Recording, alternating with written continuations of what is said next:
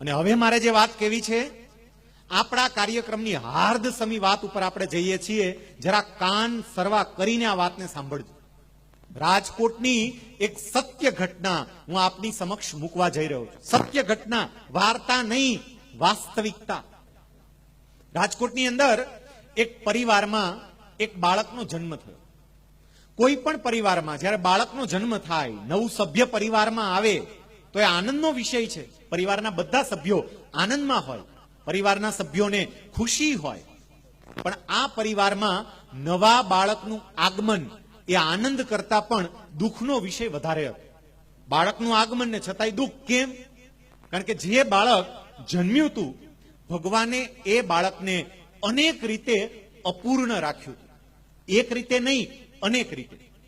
જે બાળક જન્મ્યું એ બાળકને ભગવાને આંખો નહોતી આપી, એ બાળકને હોઠ નહોતા, એ બાળકને તાળવું નહોતું, એ બાળકને નાક નહોતું, એ બાળકનું ડાબું અને જમણું બંને મગજ પ્રોપરલી વર્ક કરવા જોઈએ એ રીતે વર્ક નહોતા કરતા, કામ નહોતા કરતા. પરિવારના સભ્યો મૂંઝાયા કે આ છોકરાનું શું કરશું. નિષ્ણાંત ડોક્ટરોની સલાહ લીધી અને ડોક્ટરોએ એવું કહ્યું, ડોક્ટરોની ટીમે એવું કહ્યું, રાધર એક કરતા વધારે ડોક્ટરોએ સાથે મળીને એવું કહ્યું કે આ બાળક એ કુદરતનો અપૂર્ણ નમૂનો છે અને જો આ બાળક એ કદાચ મોટું થશે તો પરિવાર માટે પણ આફત બનશે અને પોતે પણ સારી રીતે જીવી નહીં શકે. એક કામ કરો, અમારી બધાની તો એવી સલાહ છે કે આ બાળકને ઇન્જેક્શન આપી અને શાંત કરી દઈએ, ભગવાનની પાસે મોકલી દઈએ. બાળક પણ છૂટે અને તમે પણ છૂટો. અને એ વખતે આ છોકરાના દાદા આ ડોક્ટરને જે જવાબ આપે છે, ડોક્ટરોને આ છોકરાના દાદાએ કહ્યું કે સાહેબ એવી વાત બિલકુલ નહીં કરતા. સાહેબ, ભગવાન આખા બ્રહ્માંડનું સંચાલન કરે છે. કયા જીવને કોની ઘરે મોકલવો એ ભગવાને નક્કી કર્યું હોય સાહેબ. અને ભગવાને આ એના અપૂર્ણ પીસને મારી ઘરે મોકલ્યું હોય તો એની પાછળ પણ ભગવાનનો કંઈક ઈરાદો હશે. ભગવાને આવા ખોડ ખાપણ વાળા બાળકને મારી ઘરે જ કેમ મોકલ્યું, બીજે કેમ ના મોકલ્યું? કારણ કે ભગવાનને મારા પરિવાર ઉપર પૂર્ણ વિશ્વાસ હશે કે મારું બગડેલું પીસ હું આ ઘરે મોકલું છું, પણ પરિવારના બધા સભ્યો મારા એ બગડેલા પીસને પણ સાચવશે, એનું જતન કરશે. અને દાદાની આ પોઝિટિવિટીને કારણે એ છોકરા ઉપર પછી ધીમે ધીમે એક પછી એક ઓપરેશનો કર્યા. એ છોકરાને ઓપરેશન કરીને નાક બેસાડ્યું, તાળવાની સર્જરી કરી, હોઠની સર્જરી કરી. છોકરો આંખેથી જોઈ તો ના જ શકે. એને સ્કૂલે બેસાડ્યો. ડિસેબલ વિદ્યાર્થીઓની સ્કૂલ હોય, અંધ વિદ્યાર્થીની સ્કૂલ હોય એમાં નહીં, નોર્મલ વિદ્યાર્થીઓ જ્યાં ભણતા હોય એ જ સ્કૂલમાં બેસાડ્યો. એ છોકરાને માત્ર અભ્યાસ નહીં, અભ્યાસેતર પ્રવૃત્તિની અંદર પણ એના પરિવારના સભ્યો, એના દાદા એમણે તૈયાર કર્યા. એ છોકરો ધીમે ધીમે જુદા જુદા ક્ષેત્રની અંદર નિષ્ણાંત થવા લાગ્યો. એ સરસ રીતે પિયાનો વગાડી શકે, એ છોકરો સારામાં સારી રીતે તબલા વગાડે, એ છોકરો હાર્મોનિયમ વગાડે, એ છોકરો ઓર્ગન પર પણ સરસ રીતે કામ કરી શકે, કમ્પ્યુટર પણ એક્સ્ટ્રા ઓર્ડિનરી રીતે ચલાવે.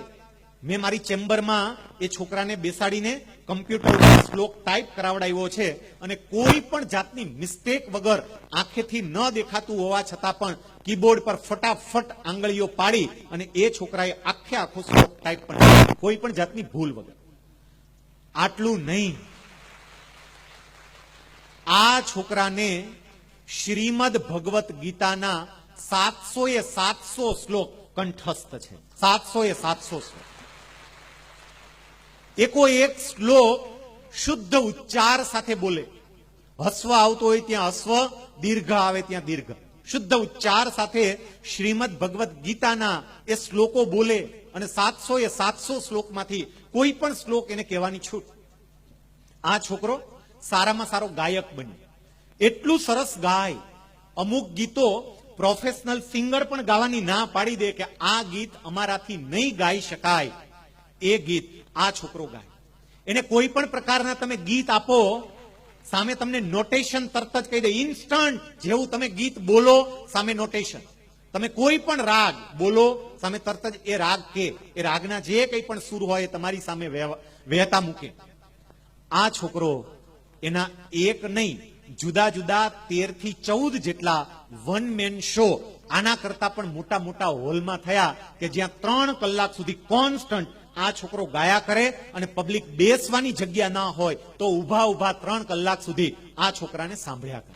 અને હવે સૌથી અગત્યની વાત, જે છોકરાને ડોક્ટરોએ એવી સલાહ આપી હતી, એટલે કે છોકરાના પરિવારજનોને એવી સલાહ આપી હતી કે આ છોકરાને આપણે શાંત કરી દઈએ, એ છોકરાને ગયા વર્ષે ભારત સરકાર તરફથી રાષ્ટ્રપતિ દ્વારા આપવામાં આવતો સર્વોચ્ચ એવોર્ડ, બાળકોને જે સર્વોચ્ચ એવોર્ડ આપવામાં આવે છે બાલશ્રી એવોર્ડ, એ બાલશ્રી એવોર્ડથી આ છોકરાને સન્માનિત કર્યો. છોકરો બાલશ્રી એવોર્ડ લાવ્યો અને તમારા સૌ માટે આનંદની વાત એ છે કે આ શાળાના સંચાલકો લાલજીભાઈ નકુમ, શિક્ષક મિત્રો, એ બધા સાથે મળીને તમે તમામે તમામ આ વાસ્તવિક ઘટનાને તમારી નજર સામે જોઈ શકો એટલે એ છોકરાને અહીંયા તમારી સાથે તમારી સામે લાવ્યા. હું જે છોકરાની વાત કરું છું એ છોકરો અહીંયા અત્યારે આપણી સાથે જ છે. હું વિનંતી કરીશ ઉત્તમ મારું અને એના દાદા કુંવરજીભાઈ મારુને કે અહીંયા મંચ ઉપર આવે અને આપણે જોરદાર તાળીઓ દ્વારા આ રાષ્ટ્રપતિ ચંદ્રક વિજેતા વિદ્યાર્થીને સન્માનિત કરીએ. ઉત્તમને આપણે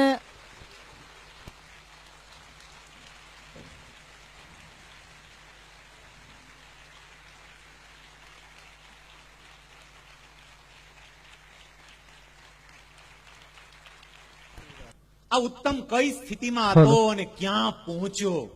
એક એક વાલી વિચારજો કે તમારી ઘરે જે સંતાન છે એ ઉત્તમ કરતા કેટલી સારી કન્ડિશનમાં છે. જો ઉત્તમ આ કક્ષાએ પહોંચે, રાષ્ટ્રપતિ એવોર્ડ લાવે, તો તમારું સંતાન કેમ ના કરી શકે. પણ એના માટે ઉત્તમના દાદાએ જે કંઈ પણ કર્યું, એમના પરિવારના સભ્યોએ જે કંઈ પણ કર્યું એ તમારે કરવું પડે. આપણી પાસે સમયની કેટલીક મર્યાદાઓ છે. એ મર્યાદાઓને ધ્યાનમાં લઈને 15 મિનિટ સુધી આપણે ઉત્તમનો લાભ લઈશું. પહેલું તો એ કરવું છે કે મેં અહીંથી વાત કરી કે ઉત્તમને શ્રીમદ ભગવત ગીતાના 700 શ્લોક કંઠસ્થ છે. આપણે અહીંયા એ સાબિતી મેળવવી છે. અહીંયા હોલની અંદર લગભગ ઘણી બધી જગ્યાએ અલગ અલગ આપણે શ્રીમદ ભગવત ગીતા આપી છે. અલગ અલગ જગ્યાએ, જુદી જુદી જગ્યાએ છે ને શ્રીમદ ભગવત ગીતા. એમાંથી કોઈ પણ પાનું ખોલીને કોઈ પણ શ્લોક એનો માત્ર પહેલો શબ્દ બોલો. જેની પાસે શ્રીમદ ભગવત ગીતા હોય એ જરા હાથ ઊંચો કરે એટલે માઇક વાળા તમારા સુધી પહોંચી જશે. એમાંથી કોઈ પણ પાનું ખોલીને કોઈ પણ શ્લોકનો પહેલો જ શબ્દ માત્ર બોલજો. એટલે પહેલો શબ્દ બોલો, એની સાથે ઉત્તમ આખો શ્લોક શુદ્ધ ઉચ્ચાર સાથે બોલશે અને આપણે જોઈએ. ન રૂપમ સ્નેહ, ન રૂપમ સ્નેહ, અલ્પમસ્યેહ તથોપલભ્યતે નાન્તો ન ચાંદીર્ન ચ સંપ્રતિષ્ઠા અસ્વત્થમેનં સુવિદુરમૂલમ અસંગશસ્ત્રેણ દૃઢેન ચિત્વા. અધ્યાય 15. ખાલી શ્લોકની એની સાથે કયો અધ્યાય છે એની વાત પણ કરશે. જરા સ્પષ્ટ ઉચ્ચાર સાથે તમે બોલજો. બીજા મિત્ર પ્લીઝ. કુલક્ષયે, કુલક્ષયે પ્રણશ્યન્તિ કુલધર્મા સનાતનાઃ ધર્મે નષ્ટે કુલમ કુત્સ્નમ અધર્મ વિવપત્યુત. અધ્યાય 1. પ્રથમ અધ્યાયમાં શ્લોક. યસ પ્લીઝ આગળ બીજા વિદ્યાર્થી. અપી ચેદસ, અપિ ચેદસી પાપેભ્ય સર્વેભ્ય પાપકૃત્તમઃ સર્વં જ્ઞાનપ્લવેનૈવ રિદિદં સંતરિષ્યસી. અધ્યાય 4. નૈવ તસ્ય, નૈવ તસ્ય કૃતેનાર્થો નાકૃતેનેહ કશ્ચન ન ચાસી સર્વભૂતેષુ કશ્ચિદર્થવ્યપાશ્રય. અધ્યાય 3. અમીચ, અમીચ, અમીચત્વામ ધૃતરાષ્ટ્રસ્ય પિત્રા સર્વે સહૈવાવનિપાલ સંઘૈઃ ભીષ્મદ્રોણસ્તુતપુત્રસ્તથાસૌ સહાસ્મદીયૈરપि યોધમુખ્યૈઃ. અધ્યાય 11. ઓકે આગળ. યોગયુક્તો, योगयुक्तो विशुद्धात्मा विजितात्मा जितेन्द्रियः सर्वभूतात्मभूतात्मा कुर्वन्नपि न लिप्यते। अध्याय 5 રાજવિદ્યા राजविद्या राजगृह्यं पवित्रमिदमुत्तमं प्रत्यक्षावगमं धर्म्यं सुसुखं कर्तव्यम्। अध्याय 9 પશ્યામી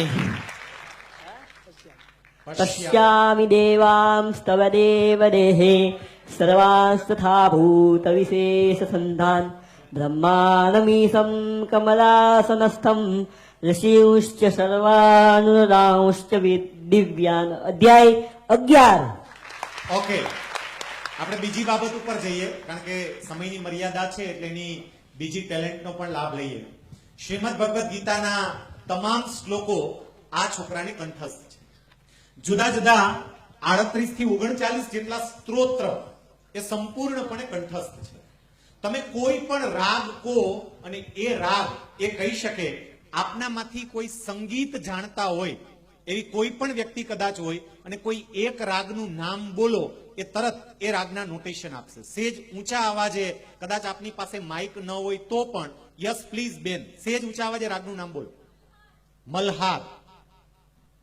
सारे पम पनि द सा सारे पम पग म रे सा। યસ, બીજા કોઈએ કઈ? યસ. सारे म प ध सा सानी द प म ग रे सा। યસ, એક ત્રીજું કદાચ હજી લઈ લઈએ જો કોઈને ખ્યાલ હોય. યસ. ભૈરવી. सारे ग म प ध नि सा सा नि